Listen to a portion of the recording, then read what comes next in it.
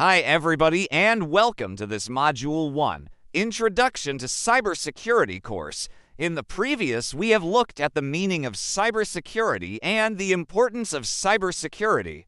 On this course, we will be looking at types of cyber threats: malware, phishing, ransomware, DDoS, etc., real-world cyber attack case studies, the CIA triad, confidentiality, integrity, availability. In today's lesson, we are going to discuss different types of cyber threats.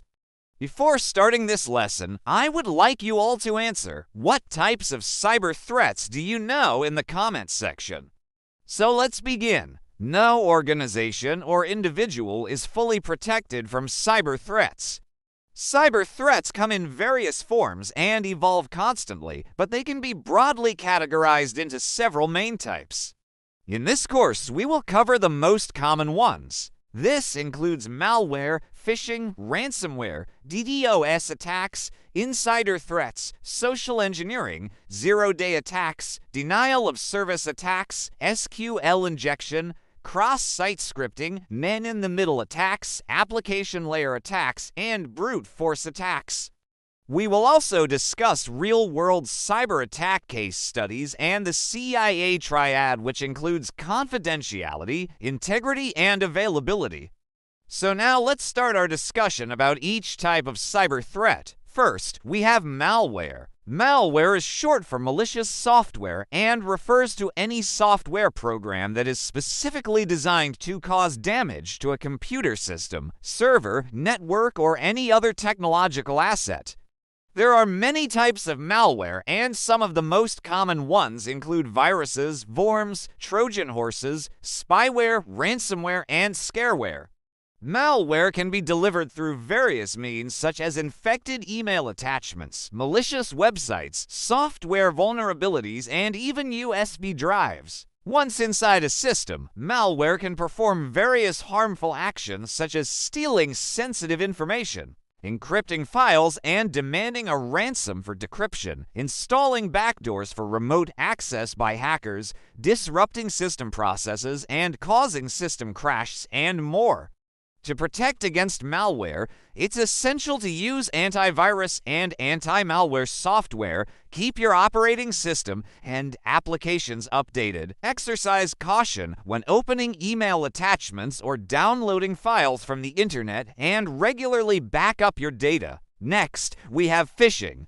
Phishing is a type of cyber attack that aims to trick users into providing sensitive information such as passwords, credit card details, or social security numbers. It typically involves creating fake websites or emails that are designed to look like legitimate ones to deceive users.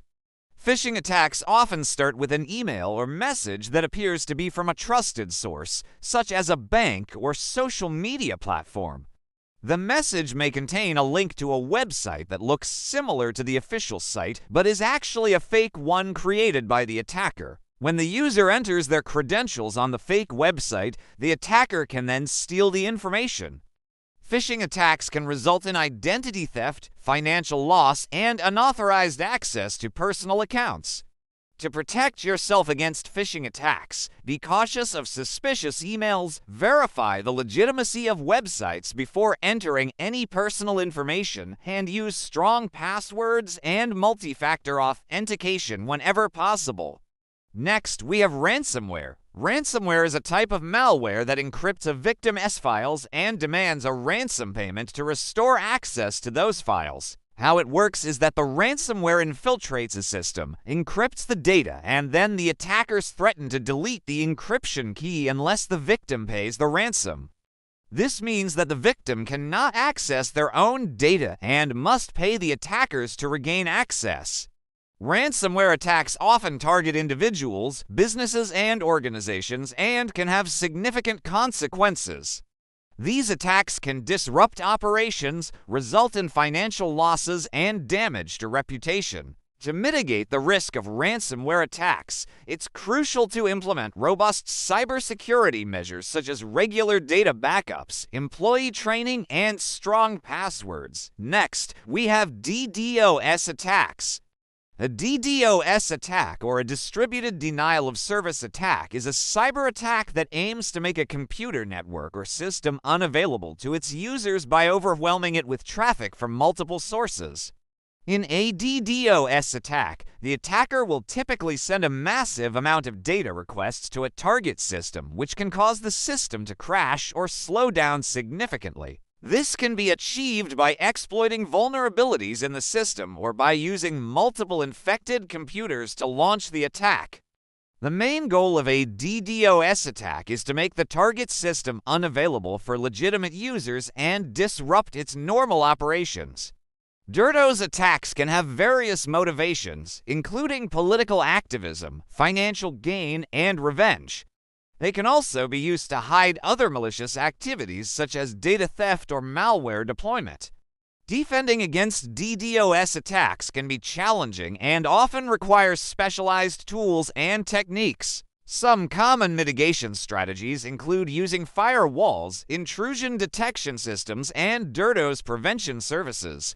It is important to note that DDoS attacks are not a new phenomenon, and they continue to evolve as technology advances. Stay informed about the latest DDoS attack trends and best practices for prevention and mitigation. So moving along, we have insider threats. Insider threats refer to security risks that originate from within an organization and can be intentional or accidental. Examples of insider threats include employees, contractors, and other individuals who have authorized access to an organization's systems and data but misuse that access to cause harm. Malicious insiders may engage in activities such as data theft, sabotage, or fraud, while careless insiders may unintentionally expose sensitive information or cause system outages. Accidental data leaks and intellectual property theft are two common examples of unintentional insider threats. Social engineering and phishing attacks are some of the common methods used by malicious insiders to gain unauthorized access to systems or data. Organizations can mitigate insider threats by implementing strong access controls, conducting regular security awareness training, and establishing clear security policies and procedures. Moving along, we have social engineering. Social engineering is a type of cyber attack that relies on human interaction and manipulation rather than technical hacking skills. It involves deceiving people into divulging confidential information or granting unauthorized access to systems and data. One common form of social engineering is pretexting, where an attacker poses as a legitimate authority figure such as a system administrator to trick users into giving them access to sensitive areas. Another form is baiting, where an attacker offers something of value such as a free download in exchange for login credentials or other sensitive information. To protect against social engineering attacks, organizations should train employees on how to identify and report suspicious emails, phone calls, and other interactions, and implement strong password and multi-factor authentication policies. Next, we have zero-day attacks. A zero-day attack exploits a vulnerability in a computer system or software that has not yet been identified or patched by the vendor. These attacks take advantage of newly discovered vulnerabilities and often occur before the affected parties are even aware of the risks. Zero-day attacks can be highly effective because they exploit previously unknown vulnerabilities that have not been addressed by security updates or patches. This means that systems and data are particularly vulnerable to these attacks until patches are developed and deployed. Organizations can mitigate the risk of zero-day attacks by staying up to date with the latest security updates and patches, conducting regular security assessments, and implementing strong security monitoring and incident response capabilities. Next, we have denial of service attacks. A denial of service attack, or DDoS attack, is a type of cyber attack that aims to make a computer network or system unavailable to its users. DDoS attacks typically involve sending a large volume of requests to a target system, which can overwhelm the system's resources and prevent it from responding to legitimate requests. This can result in a complete system outage or a significant degradation in performance. DOS attacks are often carried out using automated tools that generate a massive amount of traffic and can be launched from multiple sources to increase their impact. To mitigate the risk of DOS attacks, organizations can implement measures such as rate limiting, which limits the number of requests allowed from a particular source, and using a content delivery network, or CDN, to distribute traffic across multiple servers, reducing the load on any single system. Next, we have SQL injection attacks. An SQL injection attack is a type of cyber attack that targets the input fields of a database management system.